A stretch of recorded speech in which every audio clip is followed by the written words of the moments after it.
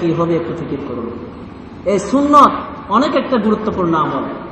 প্রিয় হাজিরিন, আল্লাহ পাক রব্বুল আলামিন কোরআন শরীফের মধ্যে বলেন, وَمَن يُشَاقِقِ الرَّسُولَ مِن بَعْدِ مَا تَبَيَّنَ لَهُ الْهُدَى وَيَتَّبِعْ غَيْرَ سَبِيلِ الْمُؤْمِنِينَ نُوَلِّهِ مَا تَوَلَّى وَنُصْلِهِ جَهَنَّمَ وَسَاءَتْ مَصِيرًا।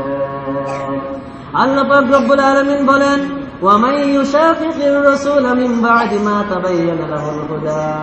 ও আমার বান্দারা, তোমাদের কাছে হেদায়েত প্রকাশিত হওয়ার পর, স্পষ্ট ইসলাম আসার পরে, হক না হক স্পষ্ট হওয়ার পরে তোমরা যদি আমার রাসূলের বিরুদ্ধে চলো, আমার রাসূল যা আদেশ করেছেন, যা নিষেধ করেছেন সেটার বিরুদ্ধে যদি তোমরা চলো, ওয়ায়াত্তাবি গায়রা সাবিলিল মুমিনিনা, এবং মুমিনদের পথ বাদ দিয়ে যদি তোমরা অন্য পথের তালাশ করো, অন্য পথের অনুসরণ করো, নুওয়াল্লিহি মা তাওয়াল্লা, আমি তোমাকে সেদিকে নিয়ে যাব যেদিকে তুমি যেতে চাও। তুমি গান বাজনা করতে চাও, আমি তোমাকে গান বাজনা করার সুযোগ দিব।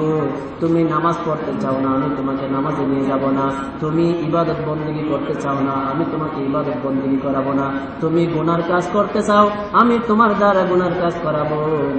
ওয়ানুসলিহি জাহান্নাম, কিন্তু জেনে রেখো অচিরেই খুব তাড়াতাড়ি আমি তোমাকে জাহান্নামে প্রবেশ করাবো। বলুন নাউযুবিল্লাহ।